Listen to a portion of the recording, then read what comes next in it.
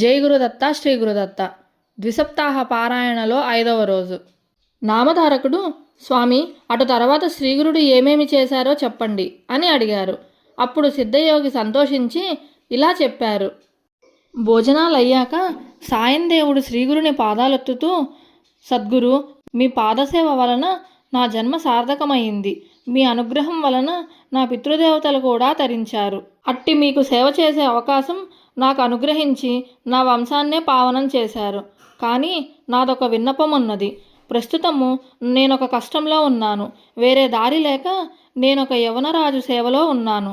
అతడు నరరూప రాక్షసుడే. అతడు ప్రతి సంవత్సరము ఒక బ్రాహ్మణుని చంపుతాడు. నన్ను బలివ్వాలని తలిచి ఇంతకు ముందే నాకు కబురు పంపాడు. నేనిప్పుడు అతని వద్దకు వెళ్ళాలి. నన్ను మీరే కాపాడాలి అని వేడుకున్నాడు. శ్రీగురుడు అతడి తలపై చేయి పెట్టి ఆశీర్వదించి, నాయనా, భయపడకు, ఆ యమనుడు నిన్నేమీ చేయలేడు. భగవంతుడు సర్వానికి యజమాని. నీవు అతడి చేత సత్కరింపబడి సంతోషంగా తిరిగి వస్తావు. నీవు వచ్చేదాకా నేనిక్కడే ఉంటాను. దీర్ఘాయుష్మాన్ భవ అని దీవించి పంపారు. సాయందేవుడు శ్రీగురుని మాటలు విని సంతోషంతో యవనరాజు వద్దకు వెళ్ళాడు. తాను కబురు పంపగానే రాకుండా ఆలస్యం చేసినందుకు కోపంతో రాజు అతనిని చూస్తూనే లోపలికి వెళ్ళిపోయాడు. సాయందేవుడు భయంతో శ్రీగురుని ధ్యానించాడు. అంతఃపురంలోకి వెళ్ళిన యవనునికి భయము, చనిపోతున్నంత బాధ కలిగి స్పృహ తప్పి పడిపోయాడు. అప్పుడు అతనికి ఒక స్వప్నం వచ్చింది. ఒక బ్రాహ్మణుడు అతని ముక్కలు ముక్కలుగా కోస్తున్నట్లు కనిపించి విపరీతమైన బాధ కలిగింది. అతనికి స్పృహ వచ్చేసరికి తాను చేస్తున్న హింస ఇతరులకు ఎంత బాధాకరమో తెలిసింది. పశ్చాత్తాపంతో అతడు బయటికి వచ్చి సాయందేవుని పాదాలపై పడి, అయ్యా, మిమ్మల్ని నేను పిలిపించలేదు, మీరు ఇంటికి వెళ్ళవచ్చు అని వస్త్రభూషణాదులతో ఘనంగా సత్కరించి పంపాడు. సాయందేవుడు శ్రీగురుని కృపకు పట్టరాని ఆనందంతో త్వరగా తన గ్రామం చేరి శ్రీగురునితో జరిగినదంతా చెప్పారు. ఆయన సంతోషించి, నాయన, మేము పుణ్యతీర్థాలు దర్శిస్తూ దక్షిణ దిక్కుగా వెళ్తున్నాము అని అన్నారు. అతడు నమస్కరించి, స్వామి, నాకు మీరు ప్రసాదించిన ఈ జీవిత శేషాన్ని మీ సేవకే అంకితం చేస్తాను. అనుగ్రహించండి. మీ పాద సన్నిధి విడిచి బ్రతకలేను. నన్ను విడిచిపెట్టి వెళ్ళొద్దు. నేను కూడా మీ వెంటే వస్తాను అని వేడుకున్నాడు. అప్పుడు శ్రీగురుడు, నాయన, నాకు ఆత్మసమర్పణం చేసుకున్నావు. నీ అభిష్టం నెరవేరుతుంది. మేమొక పని మీద వెళ్తున్నాము. 16 సంవత్సరాలకు మళ్ళీ మేమిక్కడికి వచ్చి ఈ గ్రామం దగ్గరలో నివసిస్తాము. నీవు అప్పుడు మీ కుటుంబంతో వచ్చి మమ్మల్ని దర్శించుకోవచ్చు. అంతవరకు ఇక్కడే సుఖంగా ఉండు అని ఆశీర్వదించారు. అప్పుడు స్వామి శిష్యులతో కలిసి పాదచారి అయి అనేక పుణ్యక్షేత్రాలు దర్శిస్తూ విద్యనాథం చేరారు. అక్కడ ఆయన కొంతకాలం గుప్తంగా నివసించారు. అది విని నామధారకుడు, స్వామి, అప్పుడు శ్రీగురునితో అనేక మంది శిష్యులున్నారు కదా, వాళ్ళెక్కడున్నారు? శ్రీగురుడు అక్కడ గుప్తంగా ఉండి ఏం చేస్తారు అని అడిగాడు. ఇంతటితో 14వ అధ్యాయం సమాప్తం. 15వ అధ్యాయం ప్రారంభం. సిద్ధయోగి ఇలా చెప్పారు. నాయన, కొద్ది కాలంలోనే శ్రీగురుని మహిమ అన్ని దిక్కులా వ్యాపించి సుదూర ప్రాంతాల నుంచి కూడా ఎందరెందరో వచ్చి తమ కోరికలు నెరవేర్చుకోవడానికి ఆయన్ని దర్శించేవారు. వారిలో మంచివాళ్లతో పాటు భక్తుల వేషాలలో కూడా ఎంతోమంది దుష్టులు ఉండేవారు. పూర్వం పరశురాముడు దుష్టులైన రాజులను ఓడించి సంపాదించిన భూమండలమంతా దానమిచ్చేసి సహ్యాద్రి పర్వతానికి దక్షిణ దిక్కునున్న కొంకణ దేశంలో ఓ చోట తపస్సు చేసుకుంటున్నాడు. కానీ కొందరు దురాశాపరులు ఆయన వద్దకు వెళ్ళి తమకు కూడా భూమి ఇప్పించమని కోరారు. ఆయన ఆ ప్రదేశం కూడా వాళ్లకు దానమిచ్చి వాళ్ల బెడద నుంచి తప్పించుకోవడానికి సముద్రంలో ప్రవేశించి అదృశ్యమయ్యారు. అదే కారణంగా శ్రీగురుడు కూడా వైద్యనాథంలో గుప్తంగా కొంతకాలం ఉండదలుచుకున్నారు. కనుక ఒక రోజున గృహస్థ శిష్యులకిలా సెలవిచ్చారు. ఉపనయనం చేసుకున్న బ్రహ్మచారి వేదాధ్యయనం చేస్తూ భక్తితో గురువును సేవించాలి. అతడికి పగటి నిద్ర పనికిరాదు. దొరికిన భిక్షాన్నం గురువు కర్పించి ఆయన ఇచ్చినది భుజిస్తూ విద్యావంతుడు కావాలి. చివరకు గురువుకు దక్షిణ సమర్పించి సమావర్తన హోమం చేయాలి. అటు తర్వాత గురుని ఆజ్ఞతో ఒక యోగ్యమైన కన్యను పెళ్లాడి గృహస్థాశ్రమ ధర్మాలను పాటించాలి. పుత్రుడు యుక్త వయస్కుడయ్యాక అతనికి సర్వస్వము సమర్పించి భార్యతో కూడా అరణ్యానికి వెళ్ళాలి. తరువాత భార్య యొక్క అనుమతితో సన్యసించాలి. సన్యాసికి జపము, భిక్షాటనము, ధ్యానము, శౌచము, అర్చన ఇవే అతని ధర్మాలు. అతడు స్త్రీ కథలను వినకూడదు, వాహనము లెక్కరాదు, మంచము తాకరాదు, పగలు నిద్రింపరాదు, నిరంతరము ఆత్మదృష్టిపై ఉంచాలి. వెదురు, సొరకాయ, చెక్క, మట్టి వీటితో చేసిన పాత్రలు మాత్రమే ఉపయోగిస్తూ దండధారి అయి పగలు మాత్రమే భుజించాలి. సంవత్సరమంతా తీర్థయాటనం చేస్తూ 3 పగళ్ళు మించి ఏ గ్రామంలోనూ నివసించక స్థిరచిత్తుడై ఉండాలి.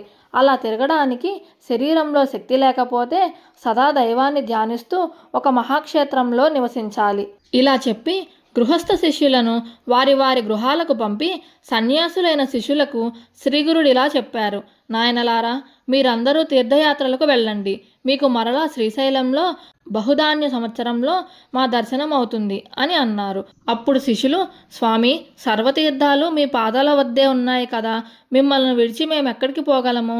దాని వలన మాకు కలిగే లాభమేమున్నది అని అడిగారు. అప్పుడు స్వామి, నాయనలారా, సన్యాసులమైన మనము 5 రోజులకు మించి ఎక్కడా నిలవకూడదు. సర్వతీర్థాలు దర్శించడం మన ధర్మం. దాని వలన మనసు స్థిరమవుతుంది. అటు తర్వాత ఒక చోట స్థిరంగా ఉండడం శ్రేయస్కరం అని చెప్పారు. అప్పుడు శిష్యులు, స్వామి, మీ మాటయే మాకు ప్రమాణం. మేము ఏ తీర్థాలు దర్శించాలో సెలవీయండి అని కోరారు. అప్పుడు శ్రీగురుడు ఇలా చెప్పారు. నాయనలారా, తీర్థాలన్నిటిలోకి ఉత్తమమైన కాశీకి వెళ్ళి గంగను సేవించి గంగా తటయాత్ర చేయండి. అటు తర్వాత యమున, సరస్వతీ నదులను కూడా అలాగే సేవించండి. అందువలన పితృదేవతలకు సంతృప్తి, మీకు శాశ్వత బ్రహ్మలోక ప్రాప్తి కలుగుతాయి.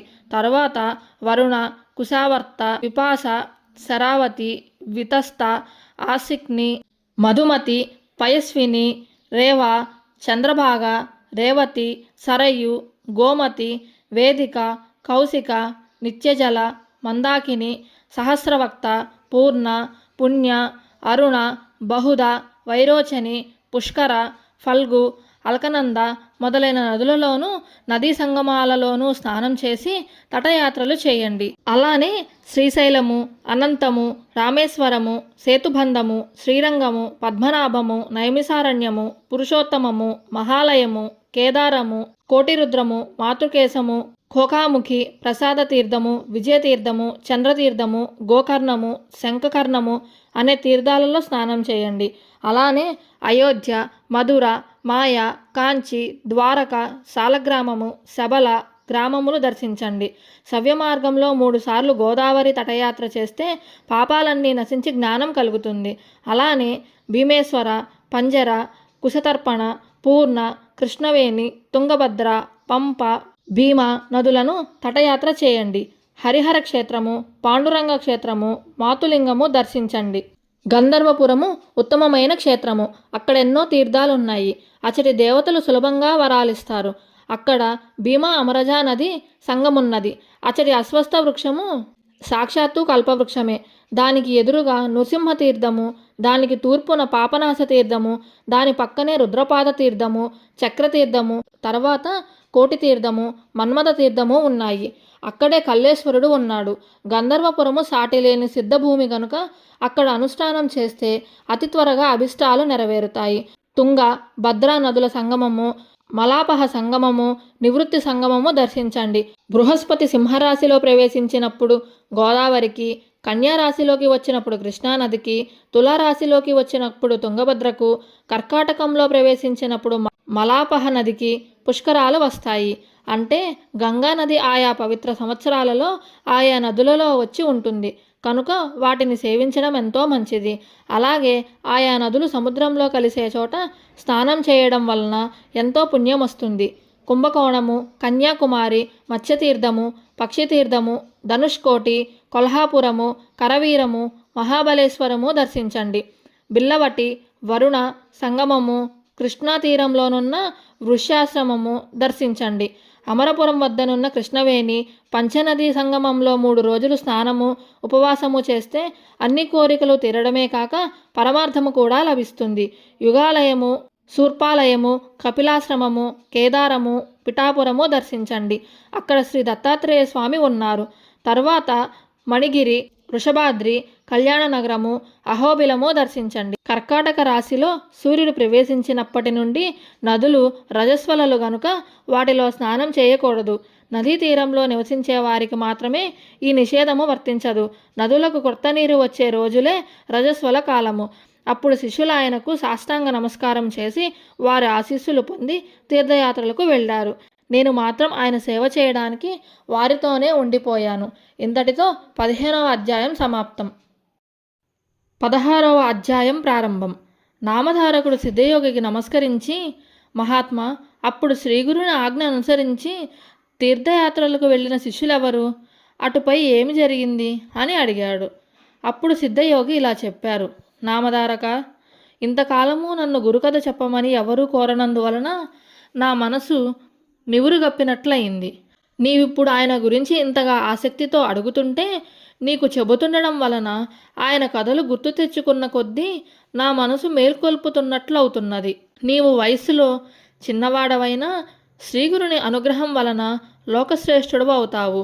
నీ వంశమంతా పుత్ర పౌత్ర ధన ధాన్యాలతోనూ సుఖశాంతులతోనూ విలసిల్లుగాక. శ్రీగురుని చరిత్ర చెబుతాను, శ్రద్ధగా విను అని ఇలా చెప్పారు. శ్రీగురువు ఆజ్ఞను అనుసరించి శిష్యులందరూ తీర్థయాత్రలకు వెళ్ళారు. నేను మాత్రం వారిని సేవిస్తూ వారి చెంతనే ఉండిపోయాను. అప్పటి నుండి 1 సంవత్సరం పాటు శ్రీగురుడు వైద్యనాథంలోనే గుప్తంగా ఉండిపోయారు. ఒకనాడు ఒక బ్రాహ్మణుడు వచ్చి స్వామికి సాష్టాంగ నమస్కారం చేసి, స్వామి, నేను ఆత్మసిద్ధికై ఎంతో కాలం తపస్సు చేసినా గాని నా మనసు స్థిరమవకపోవడానికి కారణమేమిటి? మీరు లోకాన్ని తరింపజేయడానికి అవతరించిన దైవస్వరూపులు. నన్ను అనుగ్రహించి నాకు తగిన ఉపదేశం చేయండి. మిమ్మల్ని శరణు వేడుతున్నాను అని అన్నాడు. అప్పుడు శ్రీగురుడు నవ్వి, నాయనా, నీవు గురువును ఆశ్రయించకుండానే తపస్సెలా చేశావు అని అడిగారు. అతడు కన్నీరు కారుస్తూ, స్వామి, మొదట నేనొక గురువును ఆశ్రయించి చాలా కాలం సేవించాను. కానీ ఆయన నా చేత అన్ని సేవలు చేయించుకుంటూ నన్నెప్పుడూ తిడుతుండేవారు. కానీ నాకేమీ నేర్పలేదు. ఎప్పటికప్పుడు నీకింకా బుద్ధి స్థిరం కాలేదు అని చెప్పి నాకు వేదము కానీ శాస్త్రము కానీ భాష్యం కానీ చెప్పలేదు. అందువలన ఒకసారి నేను ఆయన చెప్పిన సేవ చేయలేదు. అప్పుడు ఆయన నాపై ఎంతో కోపించి తీవ్రంగా నిందించారు. వెంటనే నేను ఆయనను విడిచి వచ్చేశాను అని చెప్పాడు. అప్పుడు శ్రీగురుడు ముక్కు మీద వేలేసుకొని, అయ్యో బ్రాహ్మణుడా, ఎంత పని చేశావు! నీవు చేసిన పని ఆత్మహత్య ఎంతటి మహాపాపం. నిజానికి నీవే నీలోని దుర్గుణాలను తెలుసుకోలేక గురువును నిందిస్తున్నావు. గురుద్రోహికి ఇహంలోనూ పరంలోనూ సుఖముండదు. అతడికి జ్ఞానం ఎన్నటికీ కలుగదు. దేవాలయంలో మల విసర్జన చేసి అందుకు తిట్టిన వాణ్ణి తప్పు పట్టినట్లు ఉందిరా నీ పని అని అన్నారు. అప్పుడు ఆ విప్రుడు భయపడి దుఃఖంతో స్వామి పాదాలపై పడి, పరమగురు, జ్ఞానసాగర, బుద్ధిహీనుడనైన నేను తెలియక గురుద్రోహం చేశాను. గురువును ఎలా తెలుసుకోవాలో సేవించాలో తెలిపి నన్ను ఉద్ధరించండి దీనాతి దీనంగా ప్రాధేయపడ్డాడు. శ్రీగురుడు అతని దైన్యానికి కరిగిపోయి అపార కరుణతో ఇలా చెప్పారు. నాయనా, గురువే తల్లి తండ్రి. ఆయనే బ్రహ్మ విష్ణు మహేశ్వరుల ప్రత్యక్ష రూపం. పట్టుదలతో గురువుని సేవించాలి. అది తెలియపరచడానికి నీకొక కథ చెబుతాను, విను. ద్వాపర యుగంలో ధౌమ్యుడనే బ్రహ్మర్షి ఉండేవారు. ఆయన దగ్గర అరుణి, బైదుడు, ఉపమన్యువు అని 3 శిష్యులు వేదం నేర్చుకుంటూ ఉండేవారు. ఒకనాడు ధౌమ్యుడు అరుణుని పిలిచి, నీవు మన పొలానికి వెళ్ళి చెరువు నుండి దానికి నీరు పెట్టు, లేకపోతే వరి పైరు ఎండిపోతుంది అని చెప్పారు. అరుణి వెంటనే వెళ్ళి చెరువు నుండి కాలువ ద్వారా నీరు పెట్టాడు. కానీ కాలువకు ఒక చోట గండిపడి నీళ్ళన్నీ పల్లానికి పోతున్నాయి. మట్టి రాళ్ళు ఎంత వేసినా కట్ట నిలవలేదు. అప్పుడు అతడు ప్రాణం పోయినా సరే గురువు చెప్పినది చేసి తీరాలని నిశ్చయించుకొని ఆ గండికి తాను అడ్డుపడుకొని గురువుని ధ్యానిస్తున్నాడు. అప్పుడు నీరు అతని మీదగా పొలానికి ప్రవహించింది. చీకటి పడినా కూడా అరుణి ఆశ్రమానికి రాకపోయేసరికి ధౌమ్యుడు వచ్చి పొలం నిండుగా నీరుండడం గమనించారు. కానీ శిష్యుడే కనిపించలేదు. అతడు ఏ పులిబారినైనా పడ్డాడేమో అని అనుమానించి ఆయన శిష్యుని కోసం బిగ్గరగా పిలిచారు. అరుణి సమాధానమియ్యలేక కొంచెంగా శబ్దం చేశాడు. దానిని పట్టి ధౌమ్యుల వారు వచ్చి శిష్యుణ్ణి లేవనెత్తి కౌగులించుకొని సంపూర్ణంగా అనుగ్రహించారు. వెంటనే అతడు సర్వశాస్త్ర పారంగతుడైనాడు. అప్పుడు ధౌమ్య మహర్షి, నాయనా, నీవింటికి వెళ్ళి తగిన కన్యను వివాహమాడి స్వధర్మమాచరించు, కృతార్థుడవవుతావు అని ఆదేశించారు. అరుణి గురువునకు నమస్కరించి ఇంటికి వెళ్ళి లోకపూజ్యుడయ్యాడు. ఒకరోజు దౌమ్యుడు తన రెండవ శిష్యుణ్ణి పిలిచి, నాయన, పైరు పంటకొచ్చింది. నీవు రోజూ కావలి కాచి పైరు కోసి ధాన్యం ఇంటికి చేర్చు అని చెప్పారు. బైదుడు తనకు గురుసేవ లభించినందుకు సంతోషించి పైరునెంతో జాగ్రత్తగా సంరక్షించి పంట పక్వానికొచ్చాక కోయించాడు. తర్వాత ధాన్యం రాశిగా పోయించి ఆ సంగతి గురువుకు చెప్పాడు. ఆయన అతనికి ఒక బండి, ఒక దున్నపోతును ఇచ్చి ధాన్యం ఇంటికి చేర్చమని చెప్పారు. అతడు ఆ బండి కాడికి ఒక పక్కన ఆ దున్నపోతును కట్టి మరొక దున్నపోతు లేనందున రెండవ వైపు కాడిని తన భుజాన వేసుకొని ధాన్యం ఇంటికి తీసుకొస్తున్నాడు. దారిలో ఒక చోట బురదలో ఆ దున్నపోతు కూరుకుపోయింది. అప్పుడు బైదుడు దున్నపోతును విడిపించి తానొక్కడే బండిని బురదలో నుంచి లాగడానికి ప్రయత్నించి ఆ శ్రమ కోర్వలేక స్పృహ తప్పి పడిపోయాడు. కొంతసేపటికి దౌమ్యుడు అక్కడికి వచ్చి చూచి అతని గురుసేవా దీక్షను మెచ్చి అతని మెడ నుంచి కాడి తొలగించి అతనిని లేవదీసి కౌగులించుకొని అనుగ్రహించారు. వెంటనే వేదశాస్త్ర విజ్ఞానమంతా అతనిలో మేల్కొంది. గురువు అతనికి సెలవిచ్చి ఇంటికి పంపారు. కొద్ది కాలంలోనే అతడు కూడా అరుణి వలె లోకప్రసిద్ధుడయ్యాడు. ఇక ఉపమన్యువు మాత్రమే ఆ మహర్షిని సేవిస్తుండేవాడు. అతడు అతిగా భోజనం చేసేవాడు. ఆ మాంద్యం వలన విద్యాభ్యాసంలో అతని మనసు నిలిచేది కాదు. దౌమ్యుడు ఆలోచించి ఒకరోజు అతనిని పిలిచి, నాయన, నీవు గోవులను అడవికి తోలుకొని పోయి మేపుకొని వస్తుండు అని చెప్పారు. ఉపమన్యువు గోవులను అడవికి తీసుకెళ్లాడు. కొంతసేపటికి అతడికి ఆకలి వేయసాగింది. వెంటనే అతడు ఆవులను ఇంటికి తోలుకొచ్చాడు. దౌమ్యుడు అది చూసి, నీవు ప్రతిరోజు సూర్యాస్తమయం వరకు గోవులను మేపాలి అని అన్నారు. మరుసటి రోజు నుండి ఆవులు మేస్తుండగా బాగా ఆకలైనప్పుడు అతడు స్నానం చేసి సంధ్యావందనం చేసుకొని దగ్గరలోనున్న బ్రాహ్మణుల ఇళ్లల్లోనే భిక్ష తెచ్చుకొని భోజనం చేయసాగాడు. అందువలన కొద్ది కాలానికి అతని శరీరానికి మంచి పుష్టి కలిగింది. అది గమనించిన దౌమ్యుడు ఒక రోజున అతనిని అడిగి కారణం తెలుసుకొని, నన్ను విడిచి భోజనం చేస్తున్నావటరా, నిత్యము నీవు చేసుకొచ్చిన భిక్ష నాకిచ్చి మరలా అడవికి పోయి ఆవులను మేపుకొని రావాలి అని ఆజ్ఞాపించారు. ఉపమన్యువు అలా చేస్తుండడం వలన ఆకలి అతనిని ఎంతగానో బాధించేది. అతను తాను మొదట తెచ్చుకున్న భిక్షను గురువుకిచ్చి రెండవసారి భిక్ష తెచ్చుకొని తినసాగాడు. అందువలన అతడి శరీరం పుష్టిగా ఉండటం చూసి దౌమ్యుడు కారణం అడిగి తెలుసుకొని ఆ రెండవ భిక్ష కూడా తనకే ఇవ్వమని చెప్పారు. ఉపమన్యువు కొంచెమైనా బాధపడక అలానే చేసి ఆవుల దగ్గర దూడలను తాగగా మిగిలిన పాలు త్రాగి ఆకలి తీర్చుకొనసాగాడు. అందువలన కొద్ది కాలంలోనే అతని శరీరం మరింత లావెక్కింది. ఒకరోజు దౌమ్యుల వారు అందుకు కారణం అడిగి తెలుసుకొని, ఒరే, పశువుల ఎంగిలి పాలు త్రాగితే పశువు వలె నీవు కూడా బుద్ధిహీనుడు అవుతావురా, కనుక తాగవద్దు అని నిషేధించారు. ఆ మరునాడు ఆకలి వేస్తుంటే జిల్లేడు పాలు ఎంగిలి కావని తలచి వాటిని ఒక దొప్పలో పడుతుండగా ఆ పాలు అతని కళ్ళల్లో చింది అతని కళ్ళు రెండు కనిపించలేదు. తరువాత అతడు గోవులను వెతుక్కుంటూ పోతూ ఒక బావిలో పడిపోయాడు. సూర్యాస్తమయం అయినా శిష్యుడింటికి రాకపోయేసరికి అతనిని వెతుకుతూ దౌమ్యుల వారు అడవికి వెళ్ళారు. ఆయన కేక విని ఉపమన్యువు బావిలో నుండి సమాధానం ఇచ్చాడు. ఆ మహర్షి బావి వద్దకు వెళ్ళి అతని దుస్థితిని తెలుసుకొని అశ్వినీ దేవతలను ప్రార్థించమని చెప్పారు. ఉపమన్యువు అలా చేయగానే అతనికి దృష్టి వచ్చింది. వెంటనే అతడు బావి నుండి బయటకు వచ్చి గురువుకు నమస్కరించాడు. దౌమ్యుడు అతని గురుభక్తికి మెచ్చి అతని తలపై చేయి పెట్టి, నాయన, నీ కీర్తి 4 దిక్కులా వ్యాపిస్తుంది.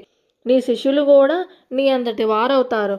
వారిలో ఉదంకుడు అనే శిష్యుడు తన గురుభక్తి చేత నాగలోకాన్ని జయించి నాగకుండలాలు నీకు దీక్షగా సమర్పించగలడు. నీ కీర్తిని శాశ్వతమనర్చగలడు అని ఆశీర్వదించారు. గురుకృప వలన వేదశాస్త్ర పారంగతుడై ఇంటికి వెళ్లి గృహస్థాశ్రమం స్వీకరించాడు. కాలాంతరంలో దౌమ్యుల వారి ఆశీర్వచనం పూర్తిగా ఫలించింది. కనుక నాయన, గురుని అనుగ్రహంతో పొందలేనిదేదీ లేదు. గురుద్రోహం వలన ఇహపరాలలో సుఖం ఉండదు. సరిగదా, నీవెంత తిరిగినా వ్యర్థమే.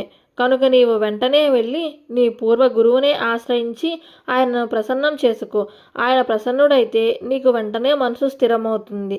శ్రీగురుని మాటలు విన్న ఆ బ్రాహ్మణుడు, స్వామి, నేను అజ్ఞానం వలన గురుద్రోహం చేసిన మాట నిజమే. నేను చేసిన అపరాధాలు కూడా ఎన్నో.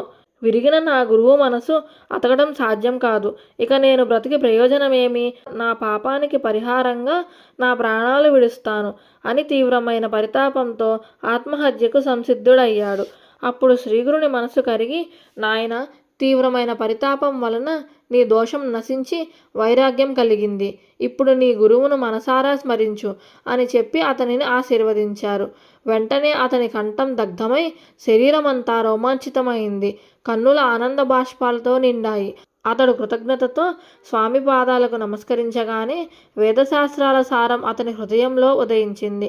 అప్పుడు శ్రీగురుడు, నాయన, నేను చెప్పిన గురుమహిమ హృదయంలో నిలుపుకొని నీవు గురువు వద్దకు వెళ్ళు. నీవు నమస్కరించగానే ఆయన ప్రసన్నుడవుతాడు. ఆయనే నేనని తెలుసుకో అని అన్నారు. అతడు అలానే చేసి తరువాత ముక్తి పొందాడు. అలా 1 సంవత్సరం కాలం వైద్యనాథంలో నివసించి తరువాత శ్రీ నృసింహ సరస్వతి దేశ సంచారం చేస్తూ కృష్ణా తీరంలో ఉన్న బిల్లవటి గ్రామంలోని భువనేశ్వరీ దేవి సన్నిధి చేరి అచ్చట కృష్ణ వేణి సంగమంలో పడమట తీరాన ఉన్న ఉదంబర వృక్షం కింద కొంతకాలం గుప్తంగా నివసించారు. ఇంతటితో 16వ అధ్యాయం సమాప్తం. 17వ అధ్యాయం ప్రారంభం. సిద్ధముని ఇంకా ఇలా చెప్పారు. నాయన, మబ్బు వేసే ముందు చల్లని గాలి వీచినట్లు గురుకథ వినడంలో నీకు, అది వినిపించడం వలన నాకు ప్రీతి కలుగుతున్నది. శ్రీగురుని భక్తుల పాలిట కామధేనువు, కల్పవృక్షము అయినా ఈ శ్రీగురు చరిత్ర చెబుతాను విను. శ్రీగురుడు కృష్ణా తీరంలో బిల్లవటి వద్దనున్న మేడి చెట్టు దగ్గర శాస్త్రోక్తముగా చాతుర్మాస్యం చేశారు. అది వినగానే నామధారకుడు నమస్కరించి, స్వామి, భగవంతుడైన శ్రీగురుడు తపస్సు, అనుష్ఠానము ఎందుకు చేశారు? అందరికీ అన్నీ సమర్పించగల ఆయన భిక్ష చేసుకొనడం ఎందుకు అని అడిగారు. అప్పుడు సిద్ధయోగి ఇలా చెప్పారు. నాయన, భగవంతుడైన శివుడు, త్రిమూర్తి స్వరూపుడైన దత్తాత్రేయుడు భిక్ష చేయలేదా? మహాత్ములు తీర్థయాత్ర చేయడము, తపస్సు చేయడము కానీ, భిక్షమెత్తడం కానీ భక్తులను ఉద్ధరించడానికి, సాధువులకు సన్మార్గము తెలియజెప్పడానికి మాత్రమే చేస్తారు. అలాగే శ్రీగురుడు కూడా భిక్షావృత్తిని స్వీకరించారు. భక్తానుగ్రహార్థమే శ్రీగురుడు కాలంలో మరుగుపడిన తీర్థాల గురించి భక్తులకు తెలియజేయడం కోసమే ఆయన తీర్థయాత్రలు చేస్తారు.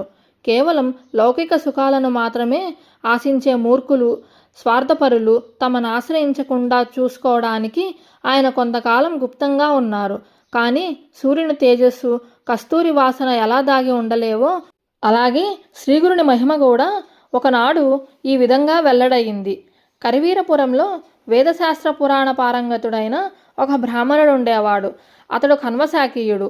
మహాపండితుడైన ఆయనకు ఒక కొడుకు పుట్టాడు. కానీ అతనికి చిన్నతనంలోనే తల్లిదండ్రులు మరణించారు. అతడు మందమతి కావడంతో చదువు ఏమాత్రమూ రాలేదు. మేనమామ గ్రామస్తులతో కలిసి అతనికి 7వ సంవత్సరంలో ఉపనయనం చేశారు. కానీ మతిమరుపు వల్ల అతడు గాయత్రి మంత్రానుష్ఠానం కూడా చేయలేకపోయాడు. ఉపనయనం చేసిన 1 సంవత్సరానికే మేనమామ కూడా మరణించడంతో అతడు అనాథ అయి భిక్షకెళ్ళేవాడు. ఊళ్ళోని జనం అతనిని, ఒరే మందమతి, అంతటి మహాపండితుని పేరు చెడగొట్టావు. నీవు ఎందులోనైనా దూకి చావరాదా? నీ జన్మ వ్యర్థం. విద్యావంతుడు, వయస్సులో చిన్నవాడైనా అతడెక్కడికి వెళ్ళినా సోదరుని వలె విద్య అతని వెంట నుండి అతనికి కీర్తి, గౌరవము లభించేలా చేస్తుంది. అతని శరీరంలో సర్వదేవతలు నివసిస్తారు కనుక అతడు వయోవృద్ధులకు కూడా పూజనీయుడే. విద్య లేనివాడు వయసులో పెద్దవాడైనా అతనిని ఎవరూ ఆదరించరు. విద్య లేని నీవు పశువు కంటే హీనం అని అతనిని అందరూ హేళన చేశారు.